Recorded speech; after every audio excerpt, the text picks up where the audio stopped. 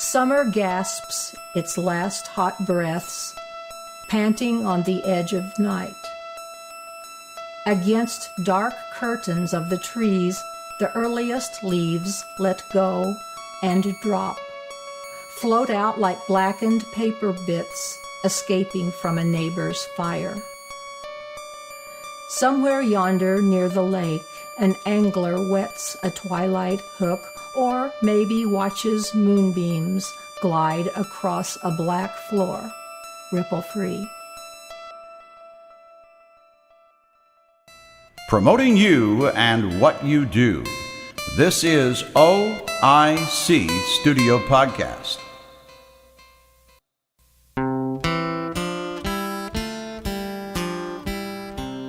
Interviews, discussions, live reading, music performances, and more. Here is your host, James Bryant.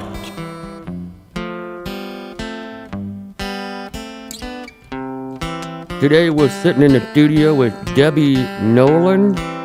Good afternoon, Debbie. Hi, James. How are you today? I'm great.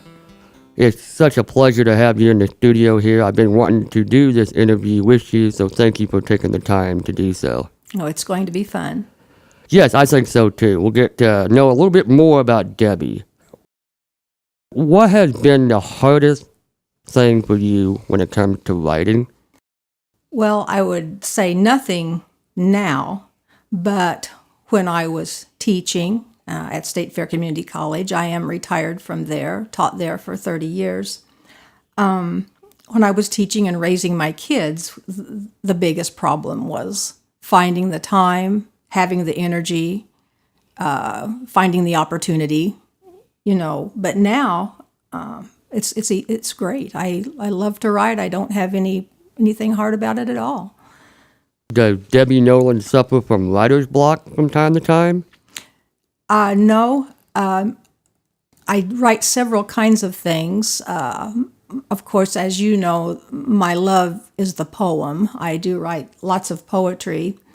I also write a grandparent blog called Googie's Attic. Googie is Googie. That's what my grandkids call me. So Googie's Attic is a place for me to store, to record things that we've done together.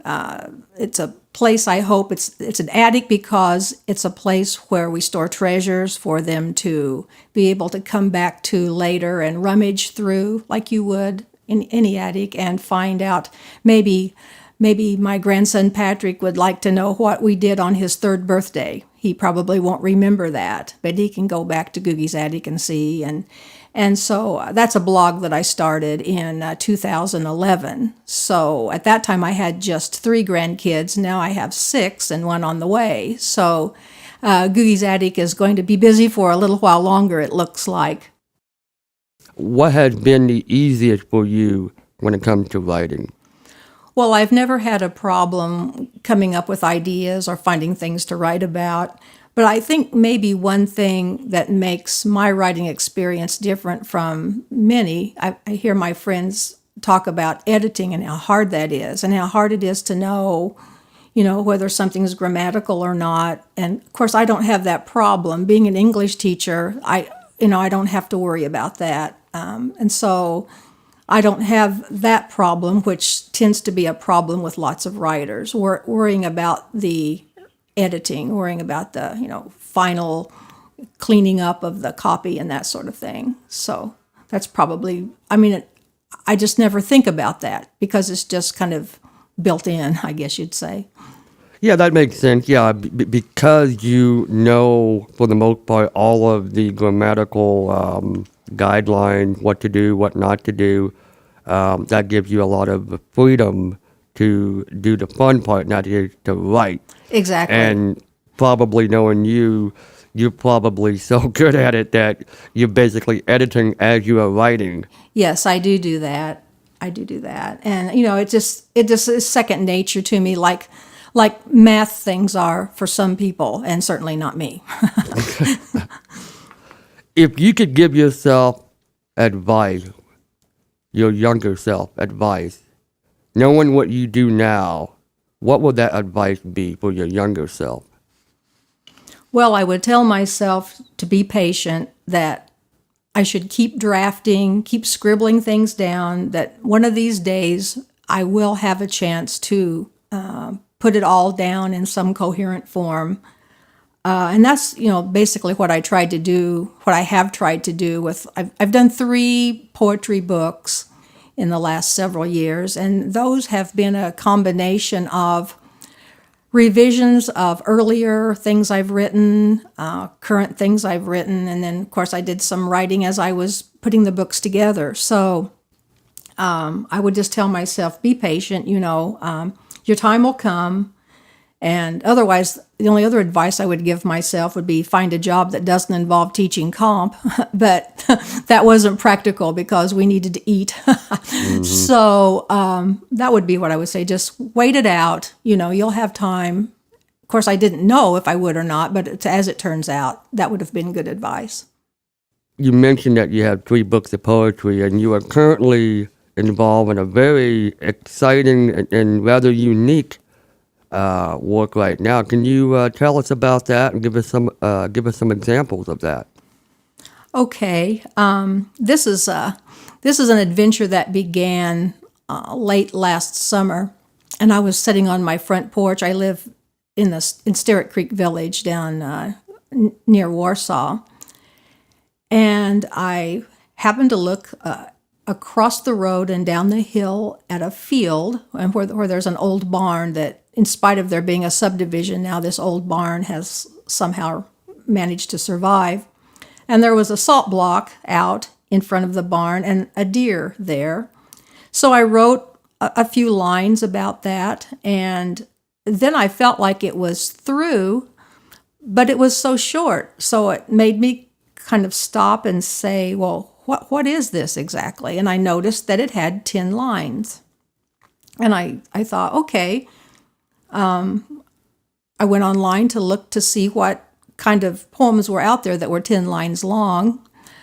I learned that any 10-line poem is called a decastic, and I'd never really heard or paid attention to that term before. So the poem was very visually descriptive of what I saw in front of the barn and with the deer and all.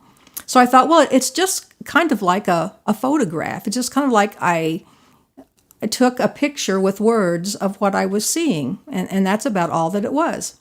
And so I thought that was interesting, and I wondered if there was such a form as that. I looked online. I found that there was already something called a snapshot poem.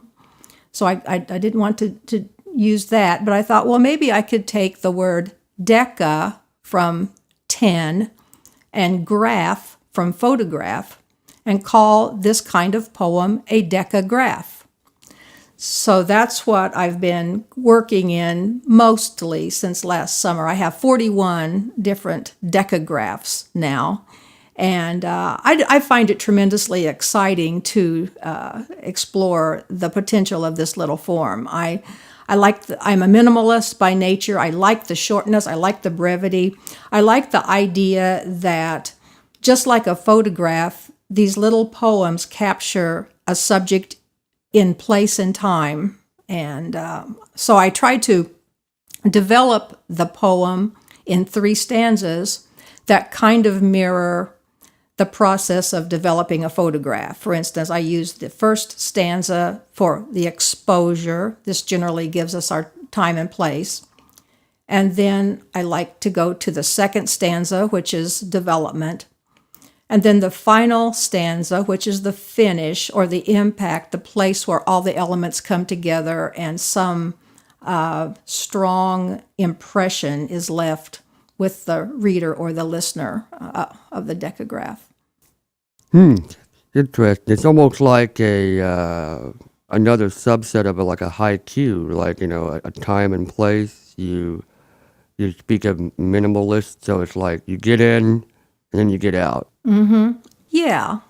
I think of, I think of the collection of them, the 41 of them, the set of them. I think of them as an album kind of maintaining that photograph metaphor there. I think of them, I have an album of decagraphs, and people could flip through the album and see these word pictures, much in the same way they see and react to actual pictures, photos. Could you share some of those decagraphs with us? Yeah, that would be fun. I always am anxious to share these and to see what impression they leave on people. I've been reading them at the Old Drum Poetry open mic up in Warrensburg recently, and they've been received pretty well, I think. And I was so surprised when last month, actually, one of the decagraphs won a poetry contest online that a writing group was sponsoring. And so I thought, well, okay, so the decagraph moves geographically beyond Warrensburg or Sedalia or Warsaw, Missouri. Did you submit it?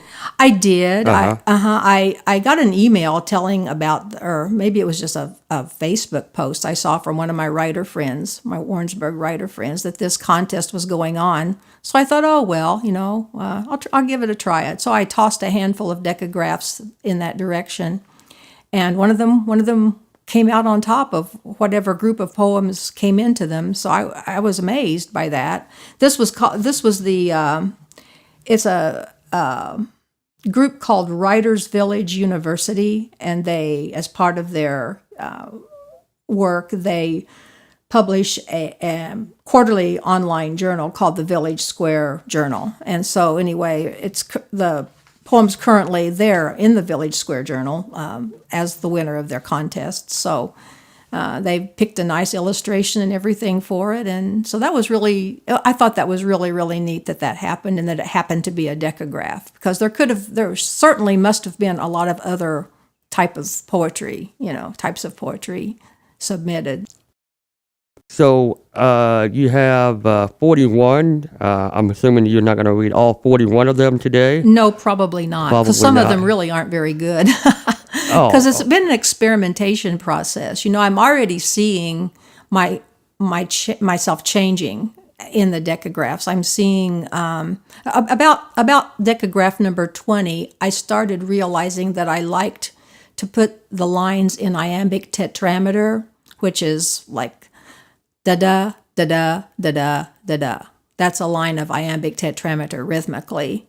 And I liked that because I think it helps the sound. I think it flows nicely. And on the page, it looks rectangular like a photograph. It's that type of length of line and number of lines that kind of go together. So that was just, another thing that made it like a photograph that I liked about it. So, yeah. The one that, would you want me to read the one that won the contest? Yeah, that would be awesome. Is that okay? So this is number 15 of the set. When I first started doing the decagraphs, I wrote one every day for 24 days just to see what would happen with the form. And so this is right after I'm realizing that I like the iambic tetrameter. Okay, so it's a poem called Late Summer. It goes like this. Summer gasps its last hot breaths, panting on the edge of night. Against dark curtains of the trees, the earliest leaves let go and drop, float out like blackened paper bits escaping from a neighbor's fire.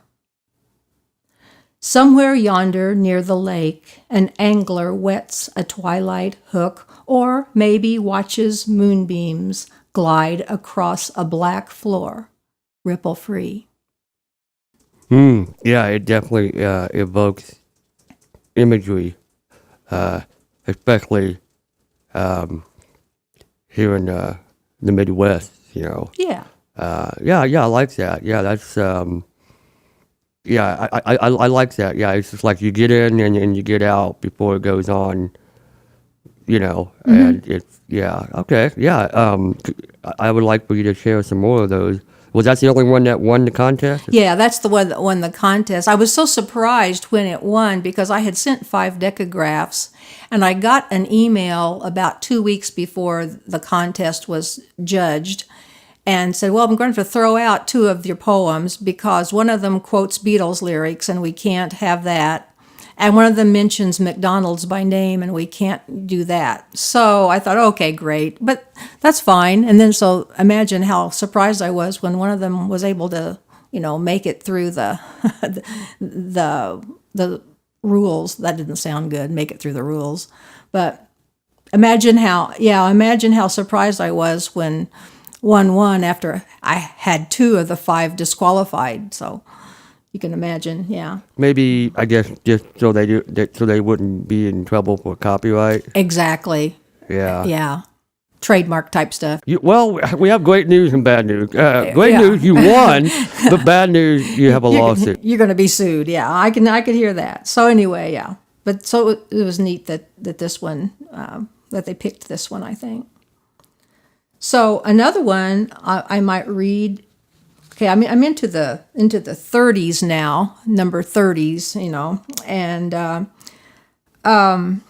I noticed that I started getting a little more philosophical. There started to be not just the picture, but something that the picture suggested, something underlying, some concept, that was hinted at. So anyway, since we're all so tired of wet weather and flooding and stuff, since I live at the lake and really feel the brunt of that, I'll read one called Floods. The snow up north has melted. Rains bounce off the saturated ground. For us, that means the lake is up 10 feet or so above the norm. Downriver, folks prepare to get our surplus, rationed by the dam. There are times when foolish minds, deceived, will guess the river's ways, presume to think they can control a force so wild, so fiercely free. Mm-hmm. Yes. So a couple more then? Absolutely, All yes. right. I've got 3 more. This one, how about this one? We're still in the 30s here, so you'll hear some ideas coming out at the end, in the finish part, the impact part, whatever you want to call that. Most of my decagraphs, the stanzas are 3 lines, 3 lines, and 4 lines. It seems like I like to have that 4 lines at the end to bring it home, But this one's called On Easter, because of the day that I wrote it. On Easter. Red buds resurrect my world with purple pink this Easter day.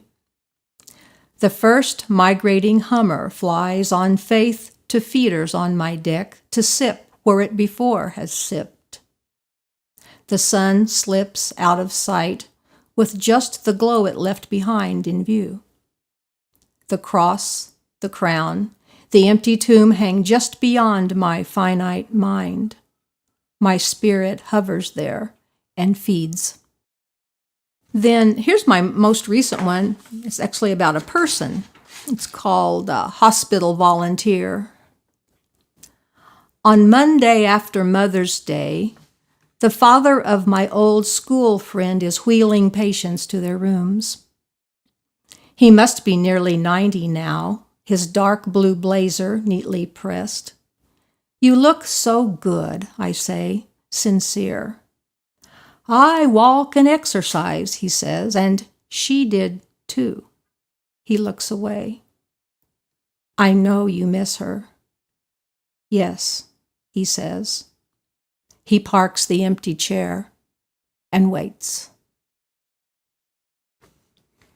Yeah, I like that one because it's almost like you're writing a short story or a novel, so you're able to kind of capture the elements of a short story in, 10 lines.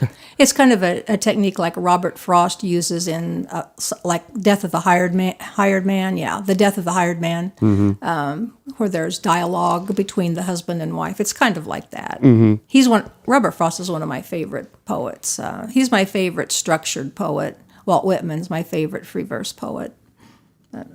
So I have only one more with me, James, back into the 30s number-wise. This is number 31, called One Shoe. The single tennis shoe, untied and white, lies on the blacktop road.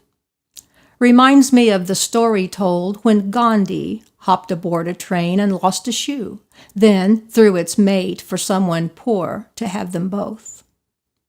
6 hours later, going home, I see the shoe still there, but turned upon its side. Its coal black soul cries out that it is still alone. Yeah, those are, I like those. Yeah, those are really, really cool. Decagraph. Yeah. And do you have any plans on putting this in a book and publishing it? Well, not at the present time. In the back of my mind is, what if I could do that someday? But I don't. I haven't. I don't think I think I need to write 100 or so before I really see what can happen with the form. Because like I say, it is evolving, and it's surprising me what happens. And so maybe. I probably have one more poetry book in me. I need to write a book with wind in the title, because I have Throw the Rock, Touch a Cloud, Harvest the Stars, and see that. So I've got the earth and the fire and the water, and I need the wind now to fulfill my obligation as a child of the 60s. Well, that's awesome. That's really cool. Yeah, maybe we will have you on again if and when you do put out that book of Decagraph, and we'll give you an opportunity to talk about that book. Okay. What advice would you give to aspiring writers? Okay. That depends on whether that writer's aspirations are to make money or to write for the joy of that process. Let's see.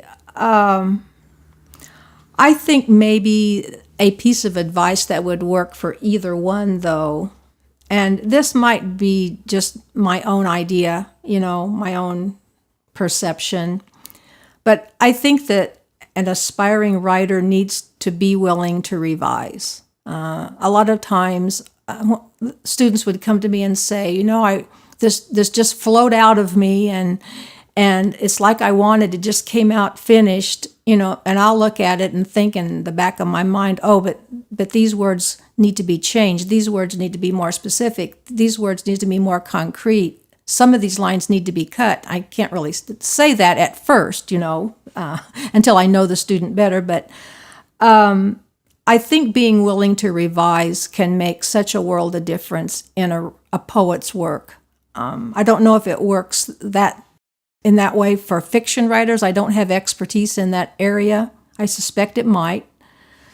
And another thing I think would be great advice for aspiring writers would be to make your goal to give access to the poem, not just to impress somebody. It's like, I wrote this poem. Look at these big fancy words. Look how long they are, 5 syllables. I must sound really learned here. Well, no, you probably don't. You probably sound unable to be understood. And I think that a poem must first be able to be understood. I think a reader or a listener needs access to that poem if it's to make an impact. And so those would be pieces of advice. And the other one would simply be, this is your area of expertise, James. The third piece of advice I would give would be seek out connections with other writers, because they'll give you feedback that you need. You'll be able to see how your work is being received. Are they asleep? Are they laughing? Should they be laughing? That kind of thing. And those can be groups like your open mic group, like your SPOFest. It can be online. Lots of writers groups online these days. But I think that network for support and for feedback is especially important. And speaking of SpoFest, what has SpoFest meant to you, Debbie Noland? Well, I'm so glad you called me, that day, and you say, "Hey, I have this idea. What do you think might happen if we, had this program where writers and musicians could come and share their work?" And I think that's what it means to me. It's been a chance to share your life, your vision, and your work with people who are like-minded. You can't just go up to all of your friends and say, "Hey, I wrote a poem. What do you think of this?" Because you get the look. And people who also understand the desire to reach out to other people in that way will be patient and tolerant and helpful. And then for me personally, SpoFest was a tremendous opportunity for me to reconnect with former students, starting with you, Steve Dotson, Travis DeMoss, those of you who started the project in the first place, and then just on from there, people who would come by and would have been former students of mine, or you calling me and saying, "Who can we get? Who can we get?" And I would say, "Well, let's try this person. Let's try that person." And so make that contact. And I was so glad to, rekindle some of those friendships and to see where people had grown in their writing. Yeah, we called you a lot because you have always seemed to be well connected. Well, I had a lot of writers go through, for sure. I wish I could have done for all of them what maybe I did for a few. But you're always going to think you could have done better, I think. What would be the top 3 things that you absolutely advise writers not to do? Don't write too much. Don't use too many words for what your idea needs for support. Cull it down, cut it, cull it. What was it? William Faulkner said, "Kill all your darlings." Maybe not all of them, but sometimes you're in love with a phrase or a word or an idea. And this is another thing about the Decagraph I've noticed. I have 80 syllables, to say this, to give this idea. And so that makes me very careful about how to do that. And I will sometimes look at things I have cut and I'll say, yeah, I didn't need that. No, this is better, Another thing a writer should not do is try to combine the drafting, revising, and editing processes all at once, especially when just starting out. We know from psychologists that coming up with ideas is a different mental process than judging ideas. And so it's best, I think, to draft without challenging yourself, draft without judging yourself, but then be willing to go back and say, okay, I need to change. I need to revise. I need to add. I need to replace. I need to cut. Be willing to do that. Don't expect too much, especially beginning writers. Don't expect too much of yourself too quickly. Save the editing, the commas and periods and spelling, save that for the very, very last. That's not revising. That's different. That's editing. But allow yourself to draft, allow that part of your mind to work, get the ideas out, put them on a piece of paper. It's always easier to work with something you have down than when you have nothing down on paper. And so get it down and then say, okay, if your draft is really, really a good first draft, its job will be to show you what you need to do next. So why is it that some writers feel that they need to have the finished product the first go around? That's a good question. Most likely it's high expectations of oneself. Perhaps it's feeling deadline pressure. College students are notorious for waiting until the night before, the morning of, the hour before. I never did that. I'm sure you didn't. And so if you're under that kind of pressure, then you feel the need to get it down right because you know that's how it's going to be. That's how it's going to go for someone else to look at and for someone else to, in some cases, many cases, judge. And so that, when you put yourself in that position, it makes writing a chore and a scary thing when there's so much about it that can just be utterly enjoyable. And that's the shame of expecting it to be perfect when it first comes out. It's just, most of the time, it just isn't. Back in the old days before digital photography and all that, you would take a roll of film, you would shoot a roll of film, and then you would pick how many pictures off that roll to actually be printed. If you had the ability to print them yourself, if you got them back, you would just probably have a whole handful of junky pictures and a couple really good shots. And that's kind of the way it is with writing as well. If I can elaborate on my previous metaphor that compares writing and photography. You generate a lot of photographs in order to get a few good ones. You generate a lot of writing to get some good writing. You write a lot of poems to come up with a few really, really good ones. And I think, don't be sorry about that. For years I kept my poetry in a cardboard box. Turns out it was pretty much half finished, half baked. And maybe the years of experience gave me something to come back to those poems with and make them work, because most of them were pretty junky. And I wrote them when I was pretty young. So you're not going to, there's always going to be more you can do with an idea. I'm going to say poem because that's my area of expertise and that's my love, my passion. Mm-hmm. I've learned when I put my first collection of poems together, that's the book Touch a Cloud. No, that's not what that is. That's the book Throw the Rock. I've found out as I was going through, well, what shall I include? What shall I include? And I would say, well, I can't put this in there. This is really bad. And then I might come back to it and I might say, well, but it has potential. The thought was good. The experience was good. What can I really say that will be meaningful here in a better way?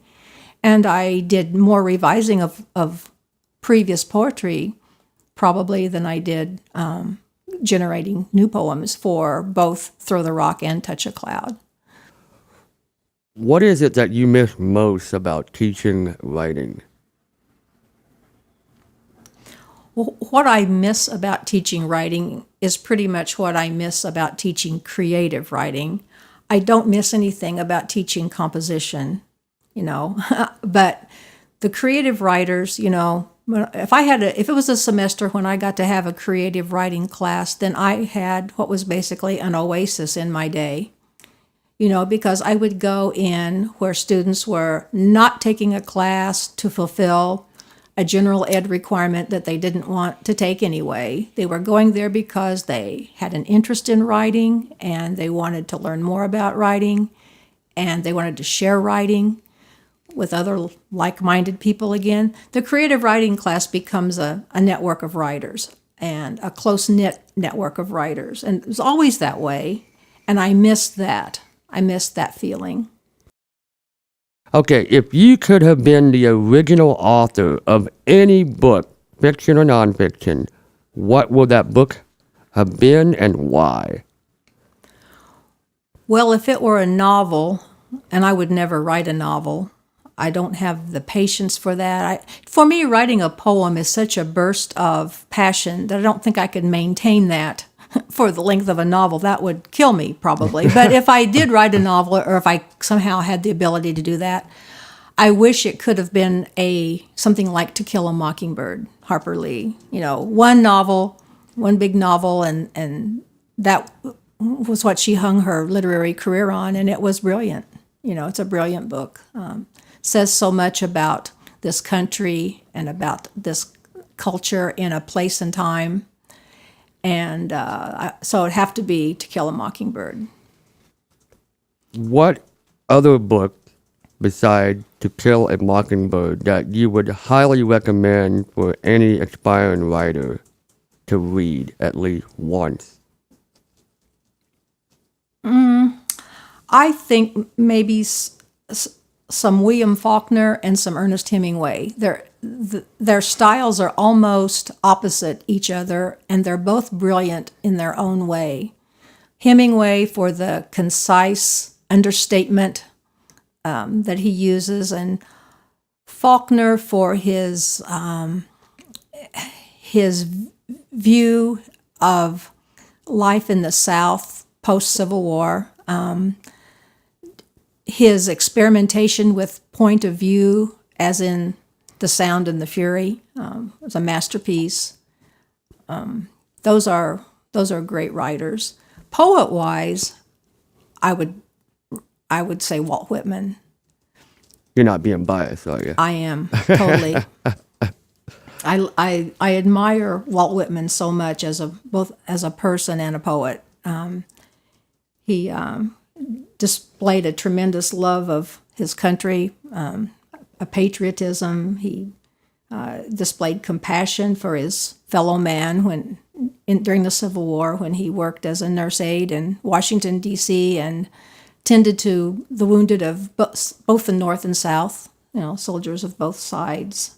But as a poet, I mean, Walt Whitman is the innovator of free verse. And he was not well received for most of his life because his poems didn't rhyme, and they were sprawling, and some people thought them crude, but he maintained that, free verse was something that befit this democracy. We are a free country. Our verse needs to be let out of jail as well, and be free. And here's another thing, I harp on revision a little bit, but, Walt Whitman wrote one book, Leaves of Grass, but what he did was he wrote 6 editions of it. So with every new edition, he would be adding things, he would be changing things. It's like the poem is an organic being, it's a living organic thing that grows and changes over time. And that's what his Leaves of Grass did. And I just think that's brilliant.